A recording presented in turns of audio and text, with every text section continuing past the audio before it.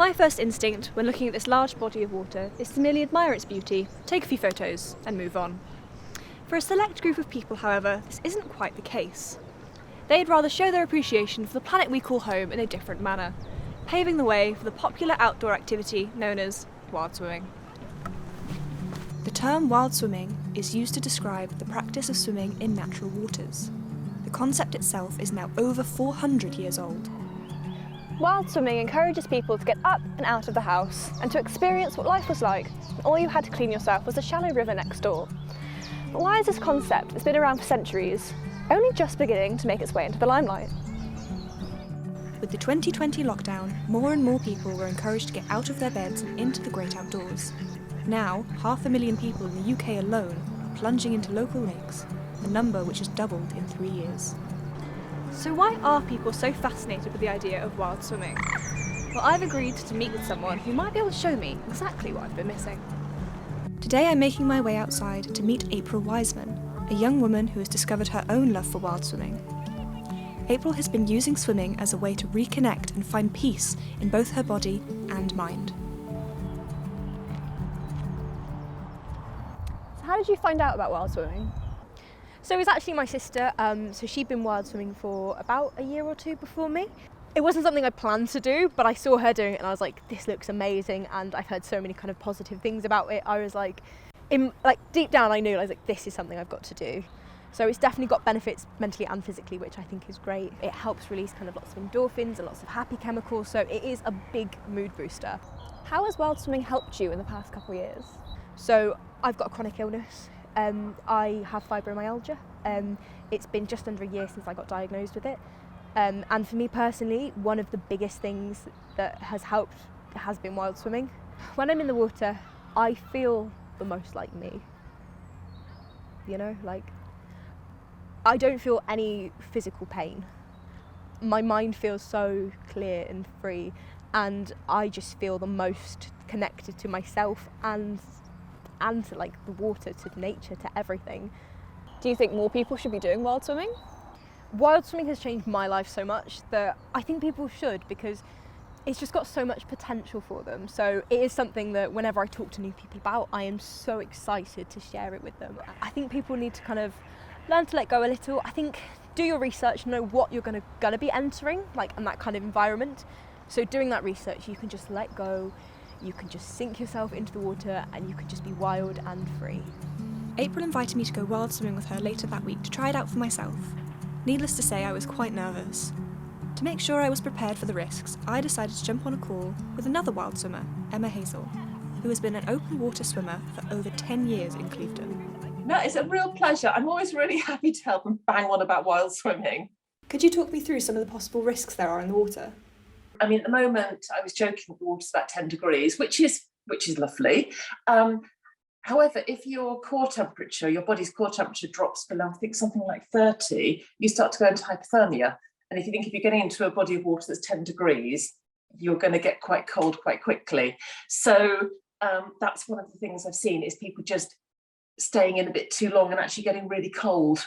As someone who's about to go wild swimming for the very first time, are there any tips or tricks you could give me? As soon as you get out, get your wet stuff off and get dry clothes on.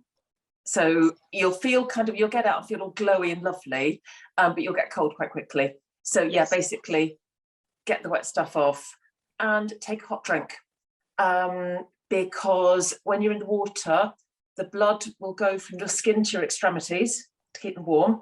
And then when you get out, the blood will go back to your extremities and your tummy will feel really cold. You'll feel really cold inside. So have some hot chocolate. That's the general favourite. Something hot with sugar in. So it's really simple things, but the main thing is just getting kind of warm and dry really quickly. Well, thank you so much for talking to me today. I will absolutely consider some of those tips and tricks. Oh, it's a pleasure. It's been really good to meet you, and just good luck with the wild swimming. And to be honest, I'm sure you'll absolutely love it. My talk with Emma taught me a lot and helped me prepare for my upcoming swim. I made my way outdoors to Lake 86, a beautiful lake in the Cotswolds that we knew would be safe enough for my first experience. I can't say I've been looking forward to this swim.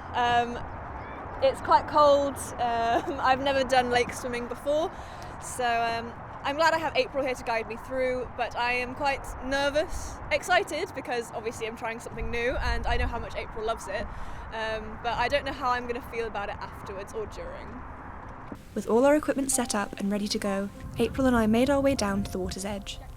Seeing the lake up close certainly made me feel a little nervous, but April took me through some of her breathing work to help me prepare my body for what lay ahead.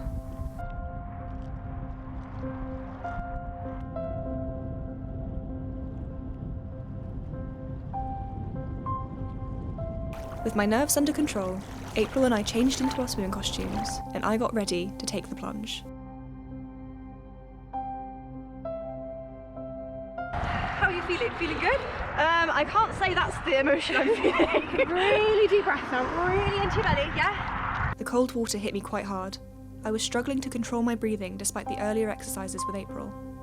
Thankfully, April was with me every step of the way. She guided me through my breathing and held my hand as we stood in that freezing cold lake. Yeah, this is a sunny day. It is. How do you do this in the winter? Oh, there's so much going on. Yeah. Yes, okay. I think... Yeah? Do you wanna... I think this is it for me. Do you want to get you out? Yes. I'm so sorry, yes. Well done. I want to hug you, but I'm very damp, so what I'll also do is I'll hug you. I'm feeling okay. That was obviously very intense.